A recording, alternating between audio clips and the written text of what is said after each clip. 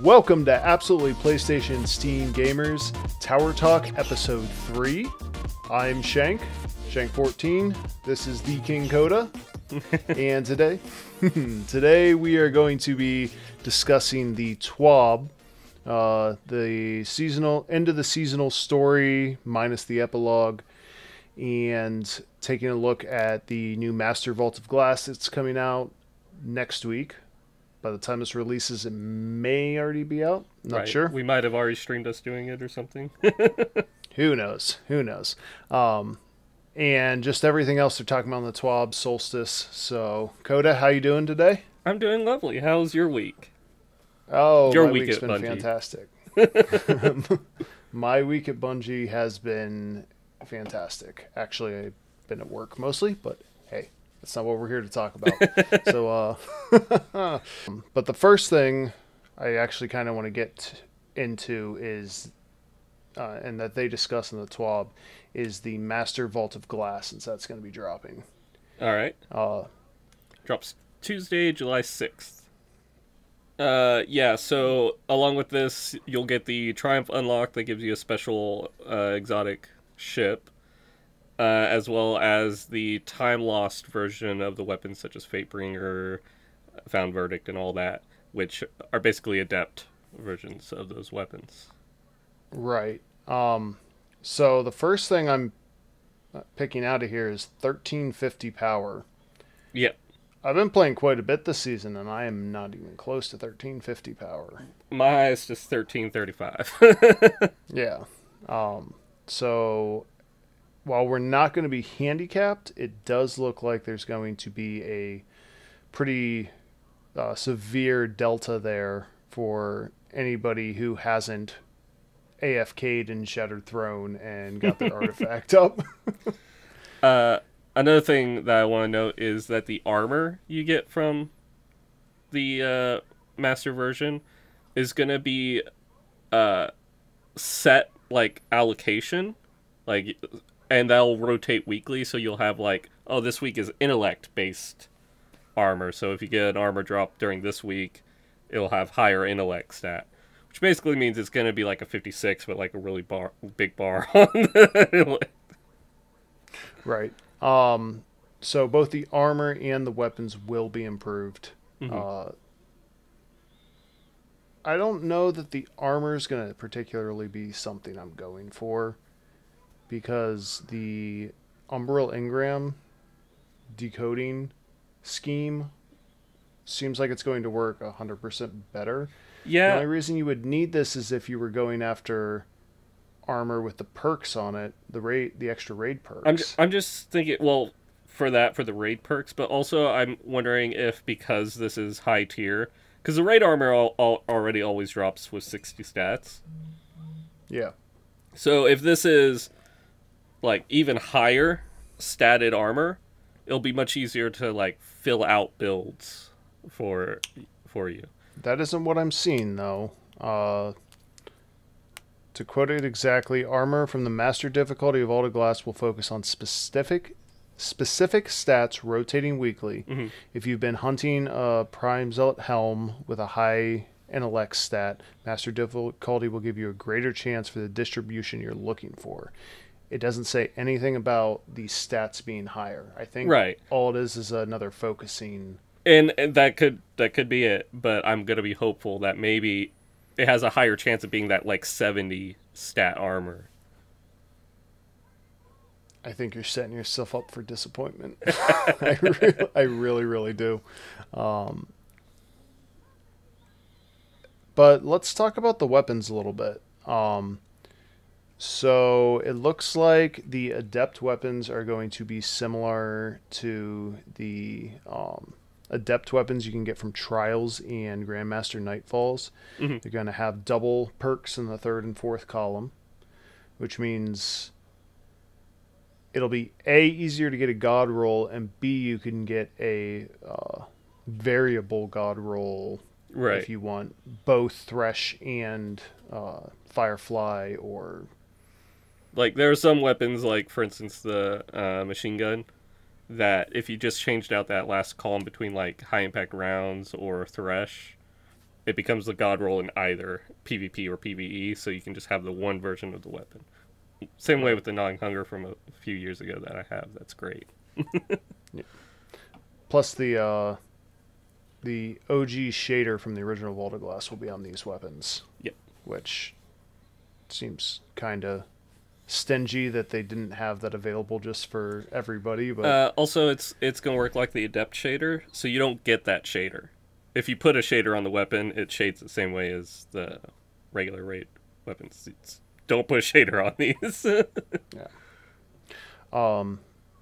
Quickly gonna go over how using Spoils of Conquest are going to work for the Time Lost weapons. Okay. Once you've earned a Time Lost weapon, you may purchase additional rolls from the chest at the end of the raid on Master difficulty using Spoils of Conquest. Note these will be a higher price than the normal versions of these weapons. That seems okay to me. Yeah, better weapons, higher price.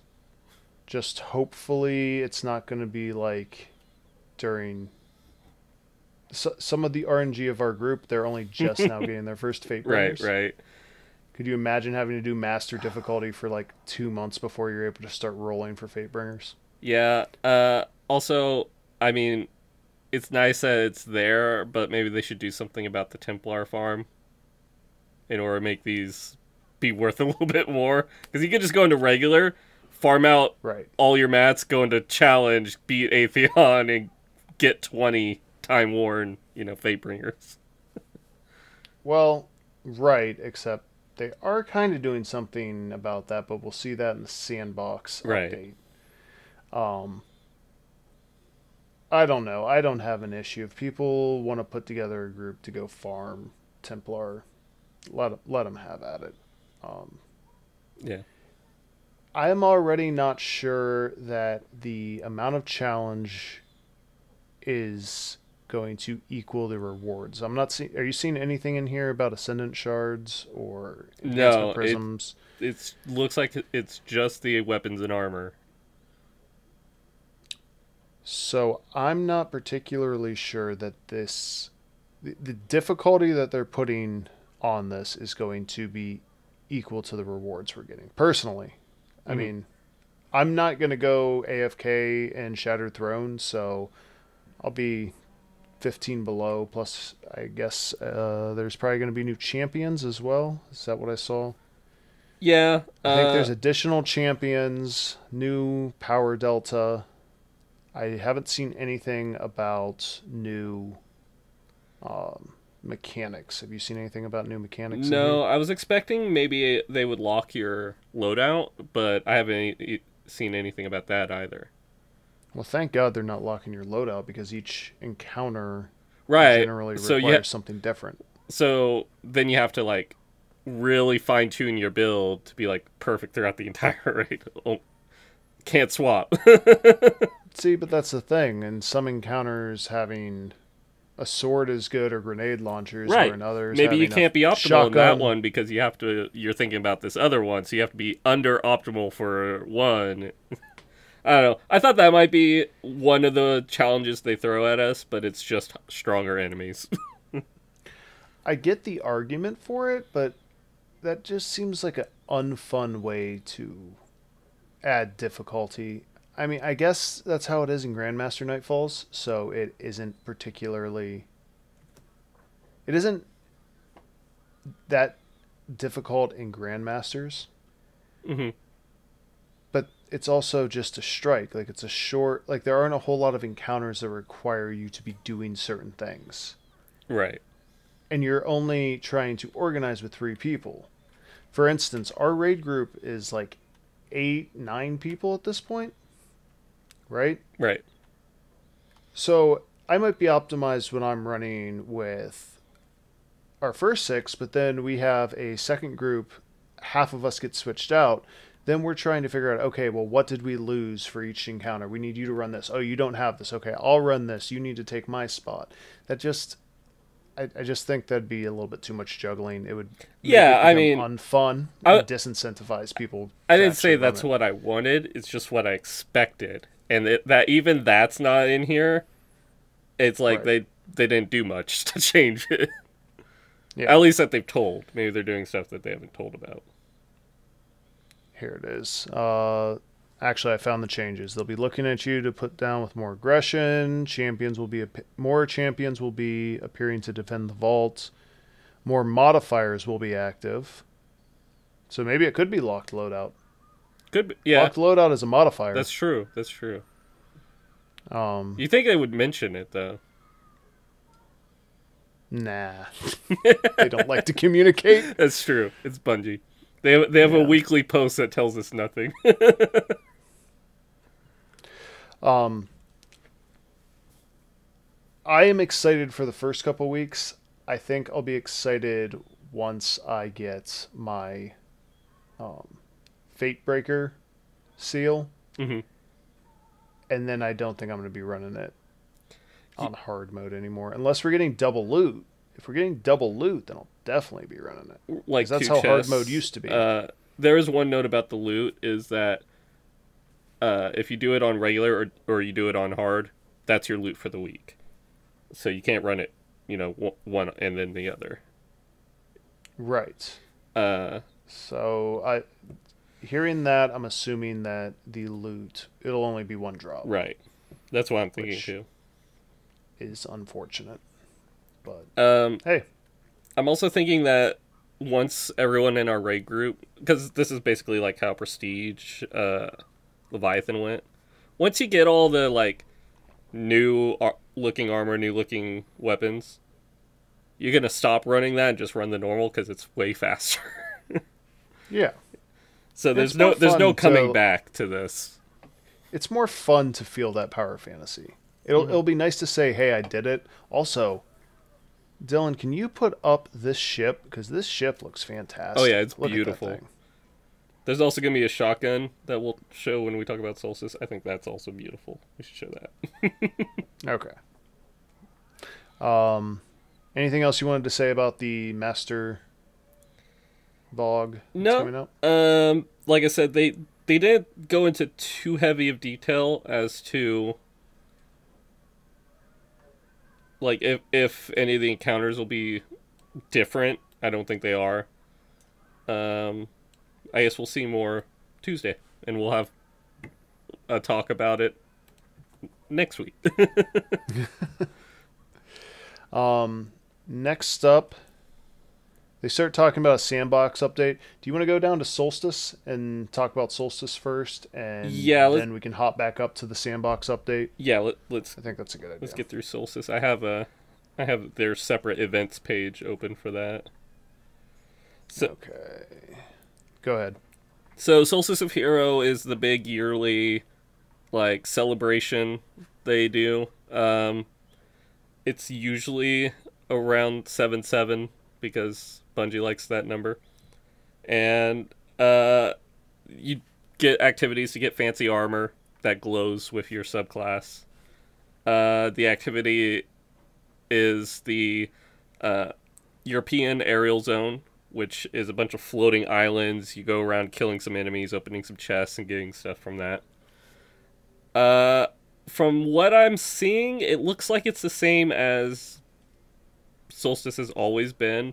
The armor looks very nice, though. Like, it has like a sick Roman aesthetic to it. Mohawks. I'm seeing Mohawks mainly here. Yes, there's a lot of Mohawks. But it's not just armor this time. Usually you just get armor and maybe like Ghost Shell and a Sparrow. Well, you're getting that plus a legendary shotgun, and this thing is gorgeous looking. I want to see how it shades. It looks to be a rapid frame, which is fine because they're nerfing aggressives, as we'll talk about. And I like rapid frames for PvE anyways. I just want to know what slot it's in. If it's kinetic, then that's even better because there's not a lot of options there. So, I have mixed feelings about Solstice in general. I enjoy the European Aerial Zone, although that was technically added for the first time 2 years ago. Right. So this will be the third year we're getting it. Yeah. not a whole lot changed last year. I'm assuming not a whole lot's going to change this year. And the mechanic of having to upgrade your armor by doing stuff, I guess last year they did kind of streamline it a bit. Oh yeah, it was much better last year than the previous 2 years. It's very grindy for the first character, and then becomes decidedly less grindy on your second, and then your third character is like cakewalk. Yeah. However, with the new weekly challenge system, I think people are going to be burnt out running a bunch of grindy stuff, especially this late in the season. Mm-hmm. Yeah, it's always a problem with things like Solstice is that it comes towards the end of a season leading up to an expansion, so you're just like, I'm not playing this game right now. Or playing it like 3 days a week. I don't know, Solstice is one of the reasons why I get back into playing every day, is because I want to grind out that armor. So I think it's fine. It gives you something to want to grind. I do hope it's a little bit less, like maybe you grind out the one character and then you just buy the sets for the other characters. You don't have to grind for them. That would be nice. Well, I was going to ask you, so essentially you can buy the sets. Well, in Eververse. They're different looking technically. Typically they're just better looking. Yeah. They're better looking, so you can earn the glow that comes on these sets, and we'll have Dylan link a picture here. But the glow you earn is just white. Right. Like the light's coming out, like bursting out, it's overflowing, whatever. You go to the Eververse, drop a little bit of cash. Now you can have subclass specific glows. Mm-hmm. I'm really not a fan of that. No, especially because like the first year's Solstice, the glows were just earned. It didn't go into the Eververse. The only thing Eververse had was like sparrows and whatnot. And then the second year, I believe they added the one that you could buy, but it wasn't as bad, from my understanding, as year 3. Year 3 is whenever everybody made a big hubbub about the fact that it was in the Eververse. Last year. Yeah. Because I believe it's Solstice has only been out for 2 years, right? Before that was the Revelry. No. It's the same thing. Kinda. There was one before Forsaken, and then one before Shadowkeep, and now... Yes. Yeah. It's beginning progressively greedier. Mm-hmm. And I see no reason it's going to stop getting greedier. And I'm not sure that I can support that this time around. No, I think I'll just go with the white glow. Because also, I'm not a big fan of like the glow matching my subclass every time.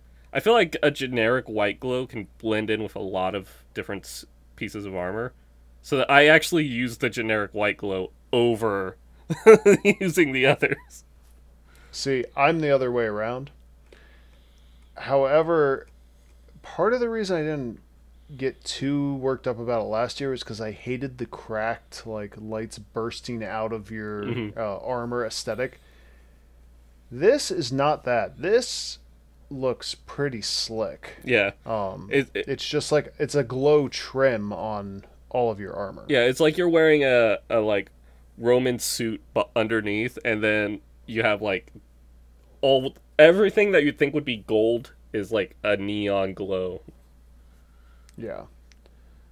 So, I don't know. I'll need to see it in game before I really make any decisions, because nothing on the Bungie website looks the same way in game as it does in their promotional material. I'm assuming the shotgun is going to have random rolls on it. Yes. Let's talk about the weapon. I hope it has random rolls. Yeah. I hope it shades well. And I hope with these buffs, it will be good. Mm. Here's the issue. The winter event, Dawning, has the Avalanche and has another submachine gun. that I don't know the name of. I don't use either of them. I don't know. The only thing I remember from Dawning is that the fusion everyone likes to use. Cryoplasm. Yeah. Cryoplasm fusion rifle. I don't use that either.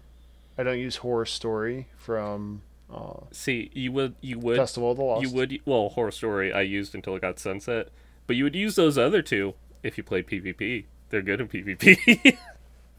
You know what else is good in PvP is cheaters. And Yeah. That's all that's ever going to be good in PvP. Speaking of which, good job on Bungie calling out. Yeah, they got I forget who it was. It was some content creator was cheating on 4 different accounts. And they just banned all 4 of them. And then he tried to slap back at them, and was it Damage or Cosmo? He straight up was like, no, we have proof of you cheating. On 2 accounts, we banned all 4. He posted the receipts.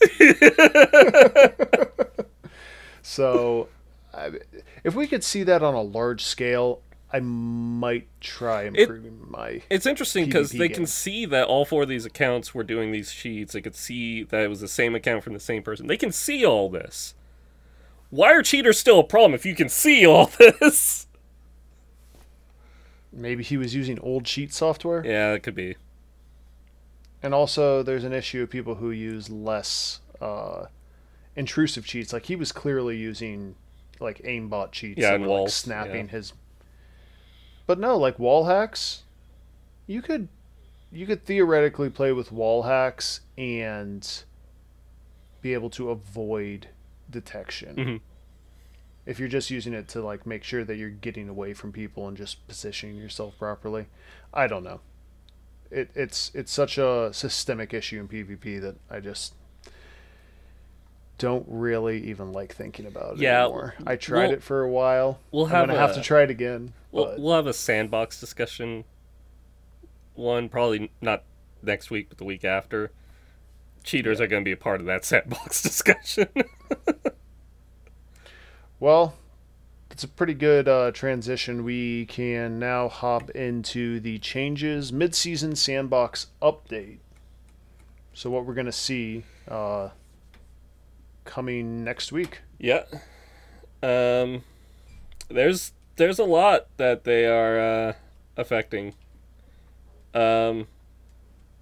They break down kind of where they want to see each of the special weapon archetypes, like sniper rifles are for engaging at long range, while showing off your aiming skill, even when you're under fire, which is why they made it to where you flinch to all heavens and they're no longer usable.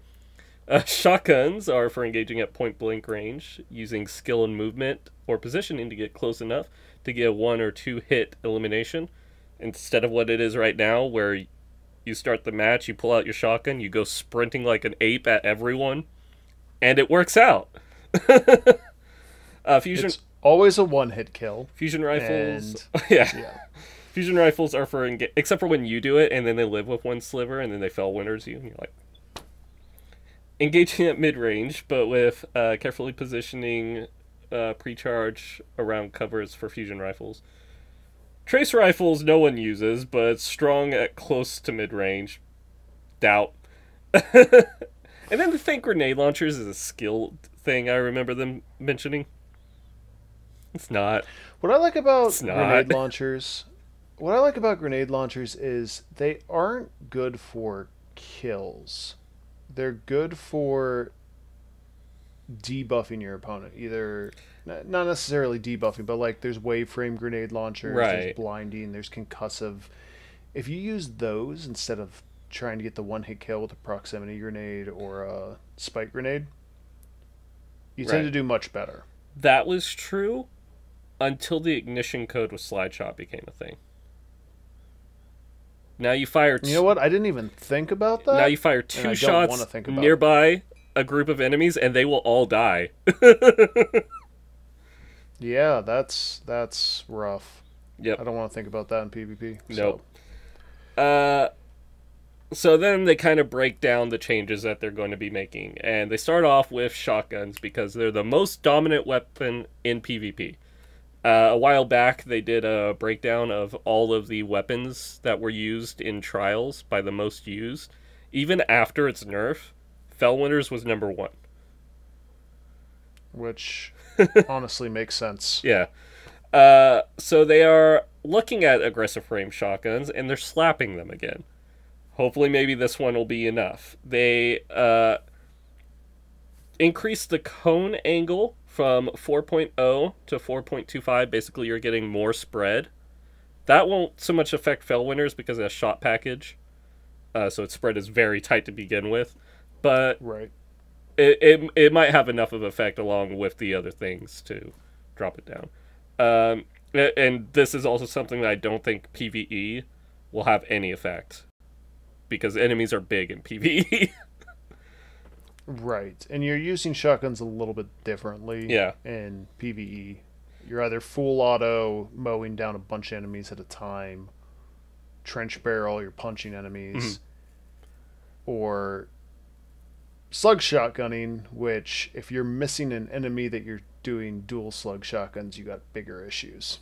Right. So it shouldn't affect in PvE at all. Then they reduced the minimum damage fall off for shotguns by 2 meters. So some shotguns will actually, I believe, and then they increased the max by 2 meters. So I believe some shotguns will be brought up in their range category, while others that were reaching, the 8 meters will get brought down to better balance out the range amongst all shotguns. And what I'm seeing, exactly. That's what I'm seeing here is that it's so if you have a low roll, they did the same thing with fusion rifles. If you have a low damage or a low range shotgun, it'll be buffed up, whereas if you have a high range shotgun, it'll be brought down. Yes, that's what I'm seeing as well. And slug shotguns are unaffected because those are skill.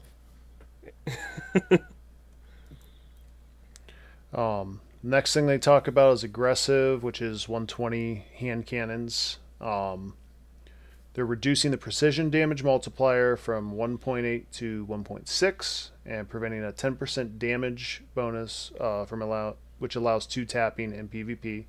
Good. Yes, hand cannons should not this be 2 is a tapping great in PvP. change.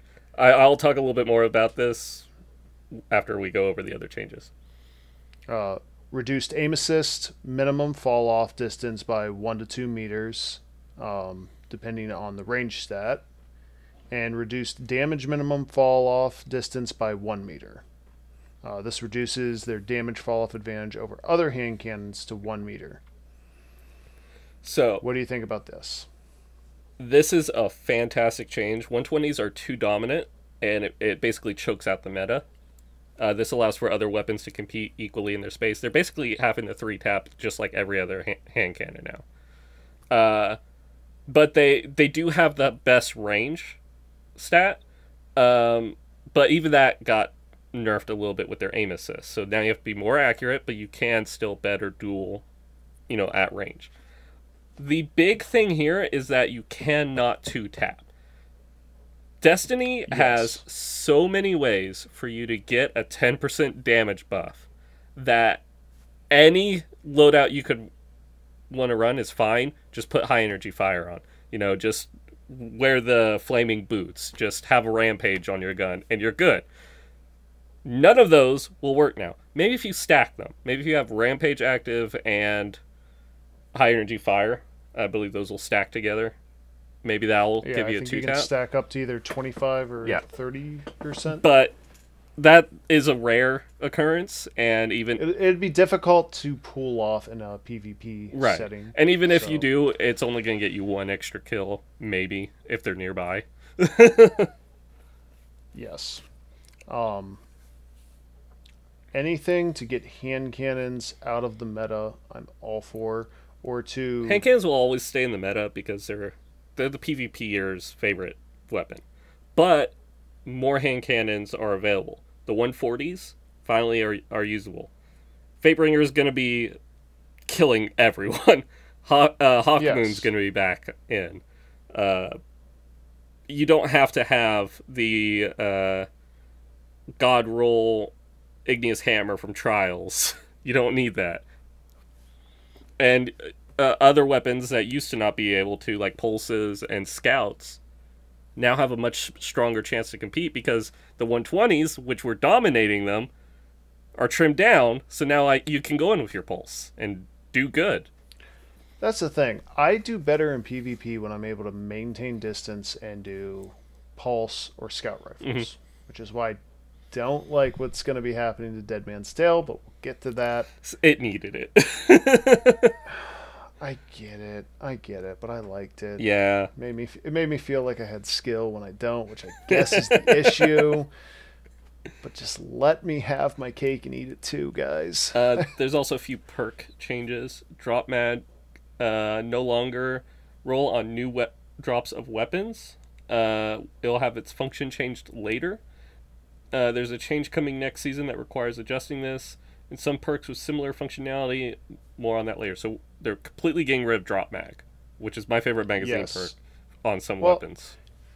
It's not going to be on anything new, and they're completely changing the function in a way that they're not. So I'm telling us this happened last season with Reservoir Burst. Yeah, they changed that, and they're like, oh, well, that's because a new weapon's going to come out that we have to change this for.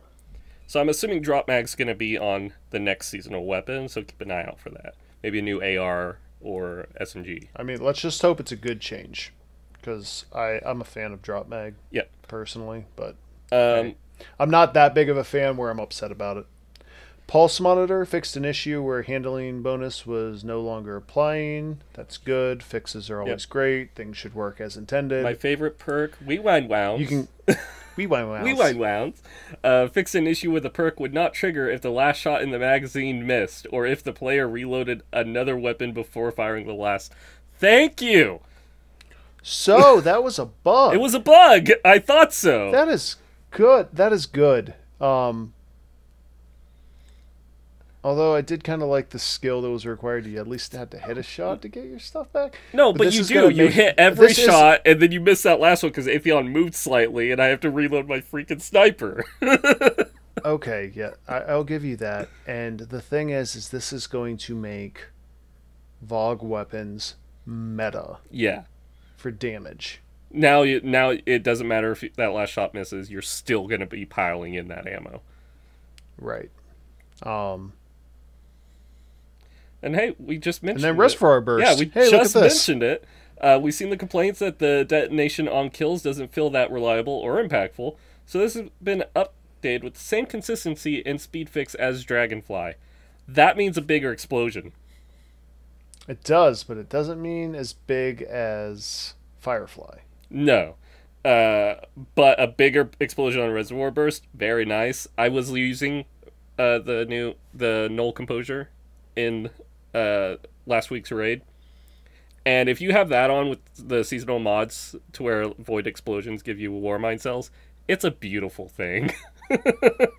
See, as a Titan main, I just go bonk with my sword and it makes Warmind cells. I throw a grenade, it makes Warmind cells. I fire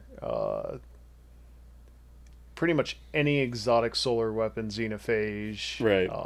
The hand cannon, makes Warmind cells. I can't shoot my Warmind cells as quickly as they're made. Well, that's okay because I stopped running. Will steal them. Lafarsi, call out. I stopped running Warmind cell builds this season because it was trivializing the game for me. Yeah, we were literally running the raid earlier today, and we were doing the confluxes where the Vex were trying to come out of the doors. They couldn't come out of the doors. Every time they were just exploding and dying. Well, actually, Warmind cells are getting looked at. They're going to get tuned down a bit.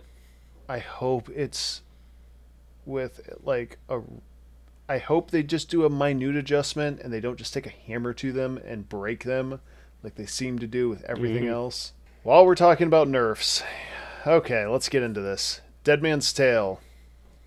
Dominant on mouse and keyboard receives frequent critical feedback from players in the Crucible and is strong, but not so worryingly so on controllers, yada yada yada yada. So here's the changes. Removed hip fire damage fall off scalar was 1.8 to match zoom. Aim assist cone angle hip scalar reduced from 1.5 to 1.2. So go ahead. Your impression of it? This is similar to what they did initially they did it more harshly whenever the last word got nerfed. Similar kind of thing, you fire from the hip to do most of the work with it. This is less harsh, so hopefully it'll be more of a gentle tap down on Dead Man's Tale, but it does need to be looked at a little bit, especially with Titans as well as Warlocks being able to completely nullify in-air accuracy with it. That it might need a little bit more of an adjustment, I think, actually. Explain that. So Titans have an exotic called Dune Marchers. Or not Dune Marchers, Lion Rampant. And Lion Rampant allows it to where when you are in the air, your weapons have 100% in-air accuracy. So that combined with the insane accuracy and damage of this makes it to where basically you have a Titan flying way up above your screen, even looking down at you, and they would just they wouldn't even be in their sides. They'd be shooting from the hip and just murder you from across the map. It basically makes it to where they win every engagement by being the one that shoots you first. Okay, and Warlock's Top Tree Dawnblade, I'm assuming? Yep, they eat their grenade, float, 100% in-air accuracy.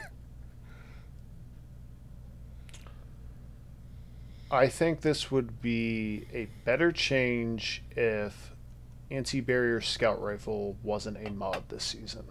True. Because Dead Man's Tale is good for PvE content. I don't think this necessarily affects that, though.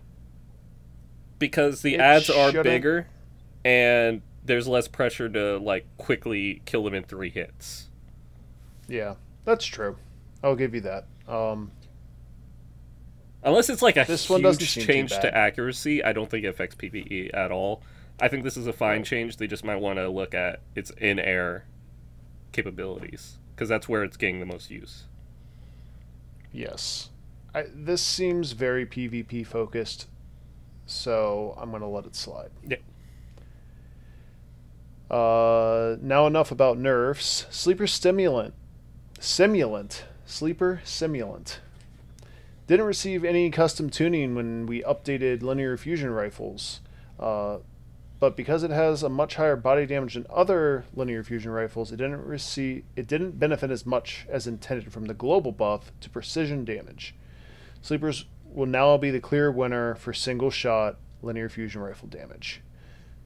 Fixed an issue where Sleeper Simulant was benefiting less than other LFRs from Season of the Splicer LFR precision damage buff.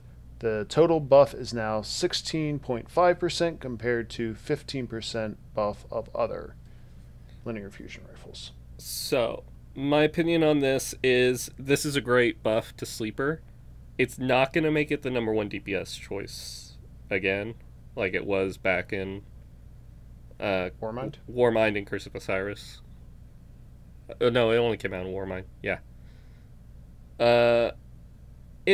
It's a decent, good buff. It makes it to where you can definitely take it into strikes and whatnot, but I don't see it being unless we get a boss like the one from Eater of Worlds, where you'd hit it with the reflection also to do a lot of damage to it. Unless we get that kind of boss again, I don't think it'll be too meta. Yeah, I was kind of hoping to see it back. It's been a long time since I've run that. Yeah, I'd like it to be usable. I could be wrong, but I just see Lament and everything still tearing apart damage wise. And then we have a section here where it's talking about changes that are going to be happening in the near future. Don't have any specific dates. Fusion rifles wanting to tackle different subfamily differentiation. We're working a large rework of fusion rifles, including perks and mods, and custom tuning to exotics, including Mythoclast. And yes, Vex Mythoclast was specifically mentioned. It needs it. Good. It needs a look.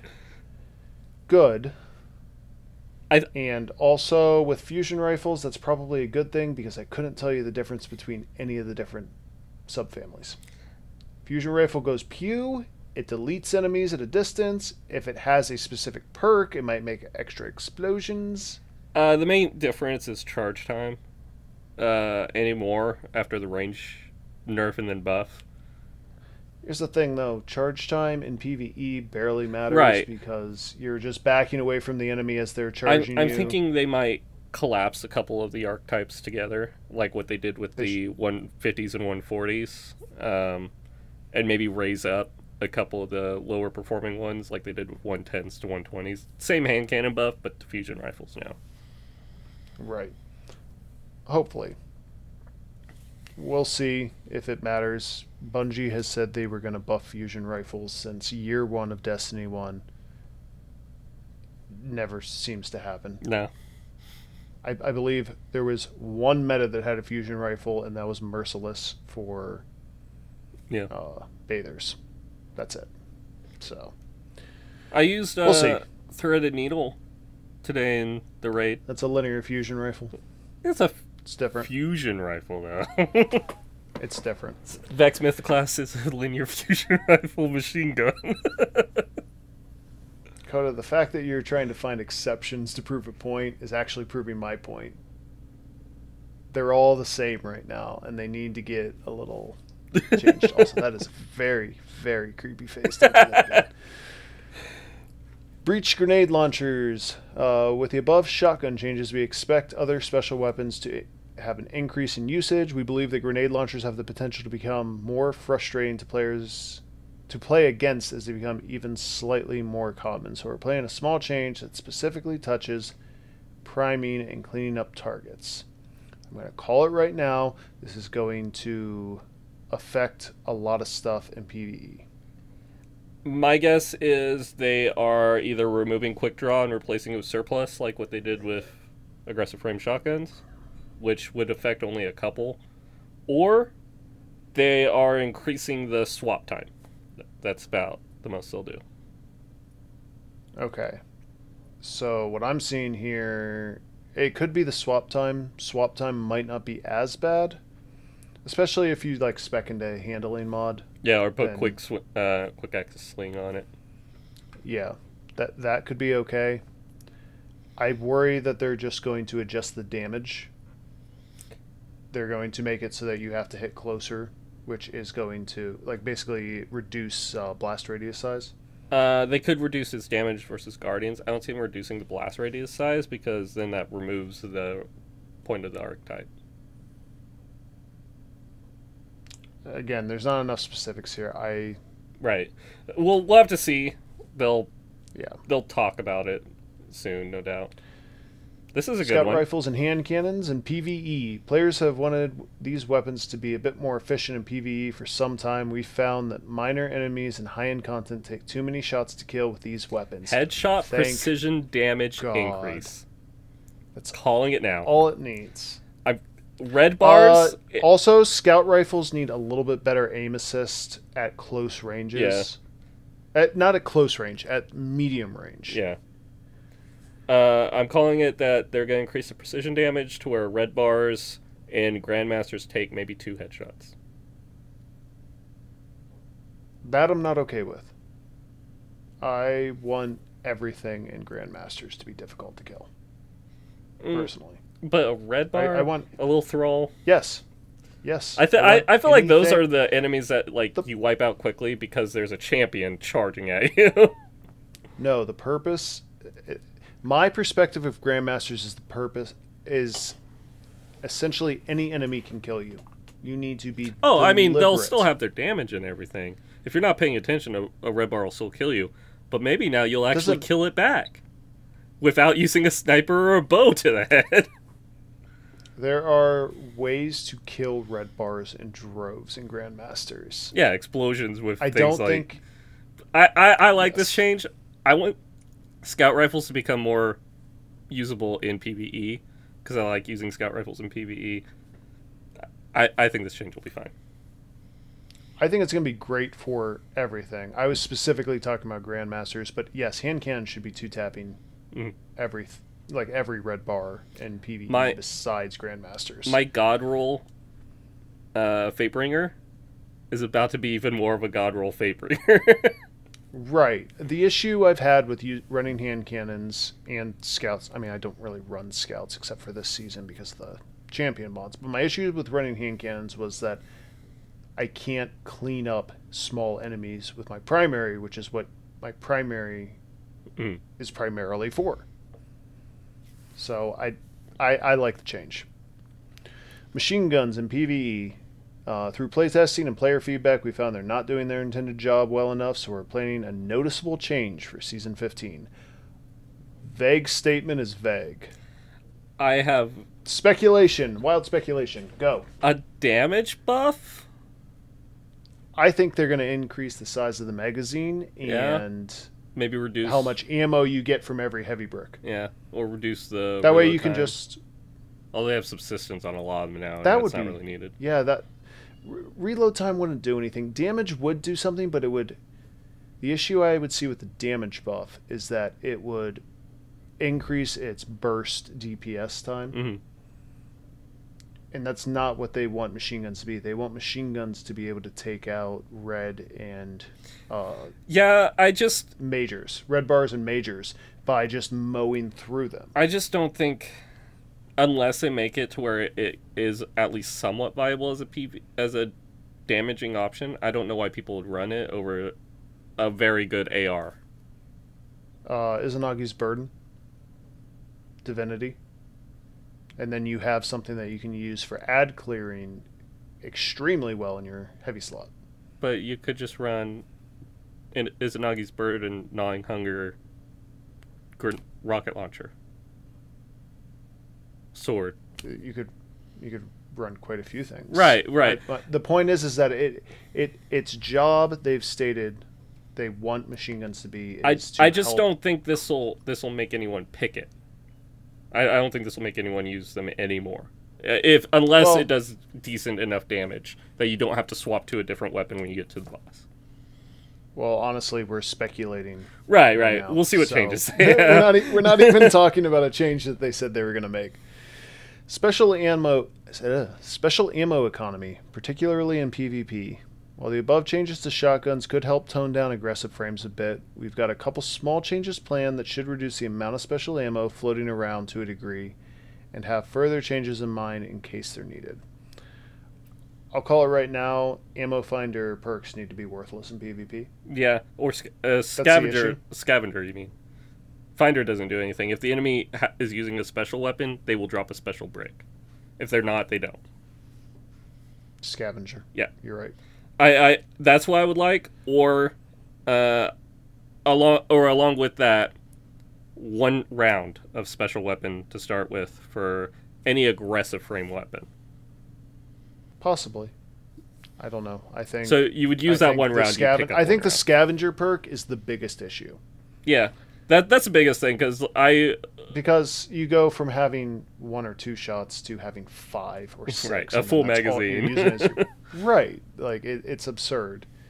Other than that, I don't know what's going to make people stop using special weapons in PvP because they are designed to one-shot. So they could just go to every now and then the brick spawns like with heavy, and you have to go and pick it up like what they did in D1. Everybody hated that. Yeah, I hated that too. Back to it. Yeah, I think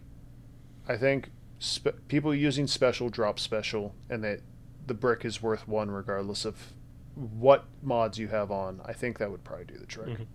Here's an interesting one that I'm not too sure about, but I agree. Anarchy has done too much, too well, for too many years. So we're making changes that make it great at a couple roles rather than being a jack of all grenade launchers.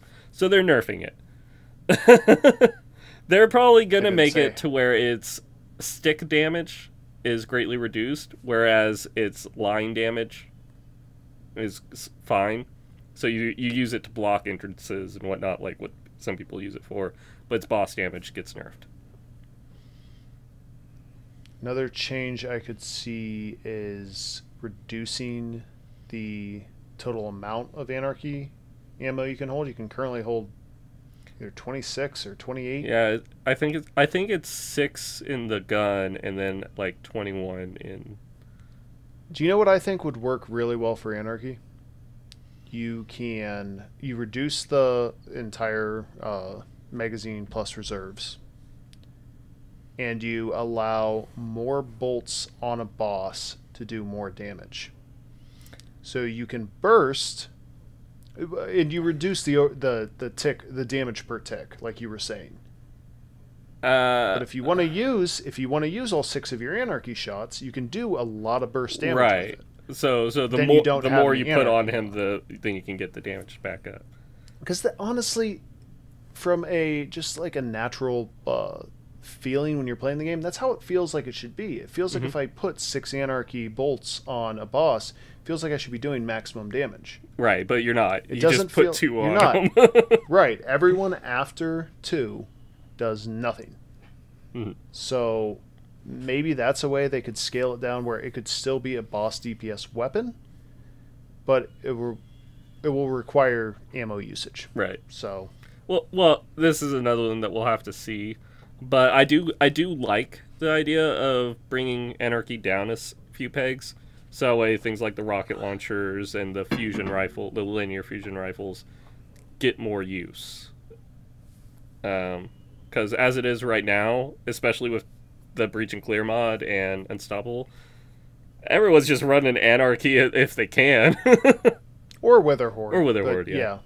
I mean, I think they're doing this intentionally to give Anarchy a send-off. I mean, honestly, I doubt I'm going to take Anarchy off for the rest of the season, knowing that it's going to get nerfed. Finally, exotic primaries. We want to give players more reasons to use exotic primary weapons in high-end PvE content, and have changes coming to help with this. Vague comment is vague again. Yeah. We'll see once we know more. Bring my Hawk Moon back. Yep. More distant future, keeping a close eye on special weapons. We'll be making adjustments to how once we see how they perform in the wild. Also keep a close eye on feedback on exotic weapons and which weapons are overperforming. We have some tweaks planned next week in Season 15 and beyond, which should shake things up. Note that we specifically look at catalysts as a way to buff underused exotics. For example, this is why we made the catalyst for Trinity Ghoul and Deathbringer. So expect similar reasoning moving forward. At the risk of being vague, we also have long-term plans to address the issue of exotic orb generation and kill trackers without making a catalyst for every exotic in the game. That second statement is good, because at this point, if your weapon isn't creating orbs, it's not useful. I didn't get that weapon from Banshee. Well, they were gonna a couple days ago. They're gonna patch those to where they can be masterworked. They didn't say that. I mean, they might. That might be the change. I'm pretty sure DMG mentioned it on Twitter. He said they were going to affect the bug where Banshee is selling. Oh, but not retroactively fix, you think? They didn't specify whether it's retroactive or not. So my prediction is that it's not going to be retroactive, and everybody's going to say Bungie lied, when in reality people read into a comment something that wasn't there. Or I'm wrong. Also could happen. And a bunch of bug fixes that don't matter, except for they're nerfing the damage of trace rifles and momentum control. Just make laser tag its own game mode. You don't have enough game modes. It's the funnest game mode there is. I appreciate this because I need to finish my catalysts for some of my scout rifles. And momentum control is the only place I can do it. So it'll be nice not to have laser tag going on in there. I would just like to finish off with a quick discussion about PvP nerfs addressing or affecting PvE. We will hold it under 5-10 minutes. That is not enough time, and you know it. I worry because PvP has been... I understand why PvP players complain. Mm-hmm. Because there are weapons that are currently making PvP unfun. Well, it's not just the weapons. The weapons are like the top bit of the iceberg. At the very top, they're something that you always run into. And then there's a whole bunch of other things underneath the surface that just need to be adjusted. But Bungie's just taking the surface level stuff right now. Correct. I just worry about Bungie's ability to differentiate between the two. They've said a couple times that they are willing to... that they are actively aware of this when they're making their changes, but it seems like every pass where they nerf something for PvP's sake, it ends up hurting PvE players. For game mode, where its current biggest problem is that there's so many cheaters, people don't want to play and the player base is shrinking. Right. That's the primary issue for PvP. There's a lot. 5 minutes, not enough time. But I think that Bungie is... They definitely in the past have made huge mistakes for their nerfs to where it leaked out into PvE. A lot of their subclass nerfs in particular affected how those subclasses were then used in PvE or could be used in PvE. I think they're getting a little bit better handle on making changes that are PvP specific. You know, accuracy cones do not play a real role in PvE, but they make a huge difference to how that weapon performs PvP-wise. And that's what we saw with the change to Dead Man's Tale. It's an accuracy change. Same thing with aggressive frames. A lot of that was stuff that you don't care about that 2 meter change in PvE. That 2 meter change depends on what shotgun you're running in PvP. I think if they keep a better eye on it, maybe they put a new team in charge that is better suited towards this. I think as long as they're keeping this eye on it, I don't think it'll be as big of a problem in the future.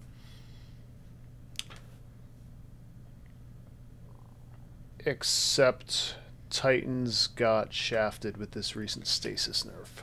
I disagree. You're wrong. I am willing to say Titans always get the shit end of the stick. Every time a nerf cycle comes, it's like, okay, what's Titan have? Oh, they have Titan skating? We'll remove that. Meanwhile, Top Tree Dawn. But like... Which they said they are going to address. Right. And they're addressing it for the sake of PvP. And I imagine it's going to make it completely unusable in PvE. I don't think so. Because Top Tree Dawn, the main use it has in PvE is it allows you to basically not be as good at parkour and still accomplish things. I think that if they tweak a cooldown here or there, it won't have that huge of a change. Like the in-air accuracy, remove that from Top Tree Dawn, it becomes no longer the best subclass for PvP. Doesn't affect PvE. You're not floating in the air to shoot drakes. Right. But you are using the cooldown on your Icarus dash. Yeah. To get yourself quickly from one place to another or out of situations. You don't want to move that fast in PvE. Usually you're moving with your team through like a strike, or you're just going to hop on your Sparrow and fly somewhere. The only times you use Icarus Dash for its increased speed is whenever you're trying to break the game by like flying somewhere out of the map and whatnot. That's the only time I ever see PvE players typically use it. Otherwise, it's a quick dash to get somewhere, and then another quick dash to get somewhere else. So I can think of two situations right off the top of my head. The new strike that came out with Beyond Light with Belmont. It's very useful for getting out of those areas if you're getting pinned down. And two, it was very useful in Garden of Salvation Right. on the So second encounter when you needed to get around. So do Warlocks have to have that in order to do that? Because Titans don't have that. It would make the subclass less effective in its role. But you probably wouldn't use that subclass for that strike, except for that one scenario. Typically, you'd run Chaos Reach or Nova Bomb because those are your damaging. I love using Top Tree Dawnblade. I Regardless, we're not arguing specifics. What I wanted to touch on, and the only reason I'm bringing this up now, we can have a deeper discussion about it at a later time, is everyone is always clamoring for these nerfs. People need to understand that until the sandbox has been separated, we have to be very specific about what we're asking for. No, I agree 100%. Because Bungie has shown repeatedly that they would rather take a hammer to a subclass, Nova Warp, than they would just a tuning wrench. Right.